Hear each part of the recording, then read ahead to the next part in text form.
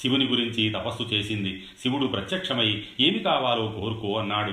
శివుని చూసిన ఇంద్రసేన తన మనసులోని బలవత్తరమైన కోరికతో, శివుని చూసిన తత్రపాటుతో నాకు భర్త కావాలి అని 5 సార్లు చెప్పింది. శివుడు ఆమెతో తథాస్తు, మరుజన్మలో నీకు 5 భర్తలు లభిస్తారు అన్నాడు. అది విని ఆమె తన పొరపాటు గ్రహించింది. దేవా, ఒక కన్యకు 5 భర్తలు లభించడం లోకవిరుద్ధం కదా, నాకు ఈ వరం వద్దు అన్నది. అందుకు శివుడు, సాధ్వి, నీవు 5 భర్తలతో ధర్మబద్ధం అయిన కాపురం చేస్తావు అన్నాడు. అలా అయితే నాకు నిరంతర పతిసేవా భాగ్యం కావాలి, నాకు ఒక్కొక్కరితో ఏకాంత జీవితం కావాలి, కన్యాత్వం చెడకుండా కాపురం కావాలి అని అడిగింది. శివుడు ఆమె కోరిన విధంగా వరాలిచ్చాడు. నువ్వు వెళ్ళి గంగాతీరంలో ఉన్న ఇంద్రుడిని తీసుకురా అన్నాడు. ఆ సమయంలో యమధర్మరాజు సత్రయాగం చేస్తున్నాడు.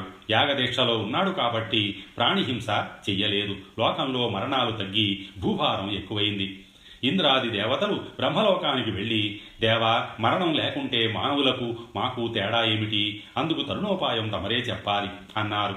అందుకు బ్రహ్మదేవుడు, యముని సత్రయాగం ముగిసేదాకా మీరు నిశ్చింతగా ఉండండి. ఆ తరువాత అతడు మానవులను అంతమొందిస్తాడు. మీ తేజస్సు, యముని తేజస్సుతో పుట్టిన వీరులు ఆయనకు సహాయంగా ఉంటారు అన్నాడు. దేవతలు ఇంద్రలోకం వెడుతూ గంగాతీరంలో ఏడుస్తున్న కాశీరాజు కూతుర్ని చూశాడు. ఇంద్రుడు, ఎందుకు ఏడుస్తున్నావు అని అడిగాడు.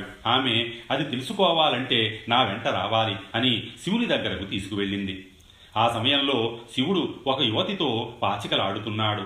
ఇంద్రుడు, ముల్లోకాలకు అధిపతిని, నా ముందు జూదం ఆడుతావేమి అని అహంకారంతో అన్నాడు.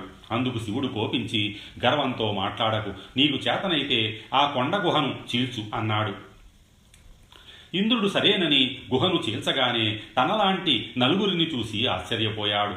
శివుడు నిజరూపం ధరించి, మీ 5 ఇంద్రులు మానవలోకంలో జన్మించండి, కాశీరాజు పుత్రిక మానవకాంతగా జన్మించి మీకు భార్య అవుతుంది అన్నాడు. ద్రుపద మహారాజా, ఆ 5 ఇంద్రులే పాండవులు. కాశీరాజు కుమార్తె నీ ఇంట పెరుగుతున్న యజ్ఞసేని. నీకు అనుమానం అయితే వారి నిజరూపాలు చూడు అని తన తపోమహిమతో వారి రూపాలు చూపగా వెలుగుతున్న వారి నిజరూపాలను చూశాడు. వ్యాసుడు, ద్రుపద, పూర్వం నితంతుడు అనే రాజర్షి కుమారులు కూడా ఔసీనర పుత్రికను స్వయంవరంలో గెలిచి వివాహమాడారు. కనుక నీ కూతురిని పాండవులకిచ్చి వివాహం జరిపించు అన్నాడు.